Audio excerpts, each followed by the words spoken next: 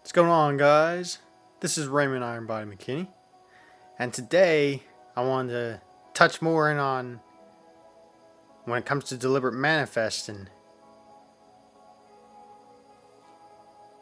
that you have to be consistent in faith, to almost as if you're trying to grasp the unseen, the unknown, the like you know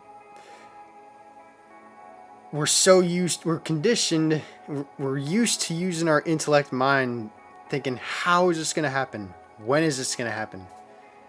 Where's it going to show up? And I found a quote here by the famous German physicist, Max Planck.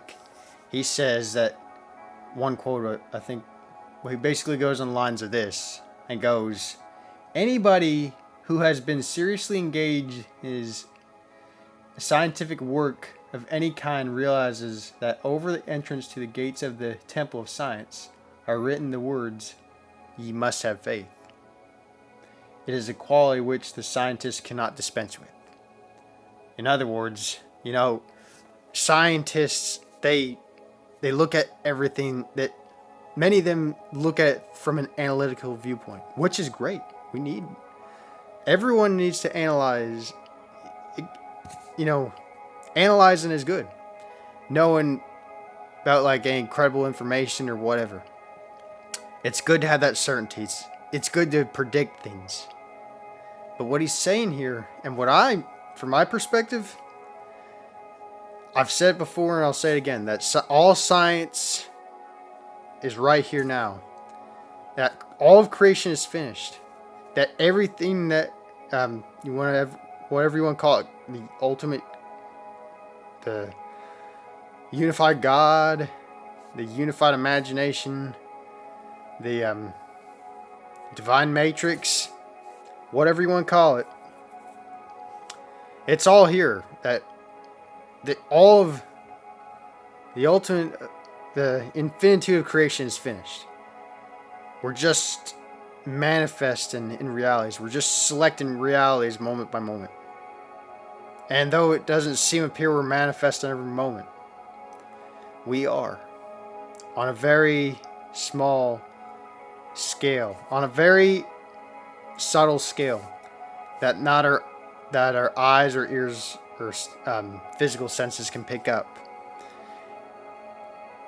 It's our deeper intuitive spiritual senses. It's this stuff can go really deep, but I try to make my videos so simple and to the point. And I'm not gonna go into all those not so crazy into science, but I touch on maybe some scientists that just say certain things like, hey, maybe I'll touch on Albert Einstein or Max Planck or Neil deGrasse Tyson or just some of these people. But it really comes down to you guys. It comes down to testing your faith. What do you desire? What are you hungry for? How hungry are you that you want to be that person? That's the question. What do you want to become? Are you going to let these external things excuse you from what you desire to have? Well, you'll probably say something like, well, this can't happen to me because of so-and-so. But here's the thing, guys. Again, you must have faith. For me, I've been studying this stuff for several months. I've been looking into the, Neville Goddard or William Blake, just touching the Bible in a way where it's symbolic. It's not secular history. It's not. I don't know how it became this skewed thing where it's just the Bible is I don't know how it became like this literal thing. The stories in it are symbolic, but where it leads to truth, that's what's literal. The truth. I look at the Bible as just a pure. It's not nothing religious. I don't see anything as religious. I just see it as a almost like a manual book to play the game of life. That's one source of information. I'm not saying the Bible's the only way. I'm not saying that, but that's just like another text that's kind of gives some credibility to what I'm talking about. And I also like to go into scientists too. That the Bible, I see the Bible now as kind of like this scientific book of the mind. How to use your mind to your advantage. Like all these stories in it, they're amazing stories. Yeah, a lot of them are amazing stories. And just think about it. Many stories out there when it talks about personal things or personal achievements, whatever, it's about the quality of the mind. You'll hear it time and time again. People over time, they talk about its mindset. It's how they see themselves in relation to the world. And they don't let that falter. They don't, once they realize it's already theirs, they move without hesitation. They go towards that inner voice. They follow that inner urge or guidance or whatever.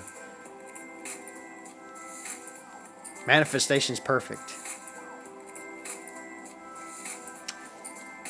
We live in a world where everything's energy, vibrating on particular frequencies, that we think on frequencies, that our thoughts affect, that our inner speech, which I find as a frequency, thinking from the frequency, living from that frequency.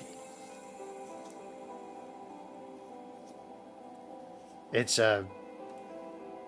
so basically it comes down to, again, I'm always going to say it, assuming that you are that person, and to live by that assumption faithfully and to commit to it.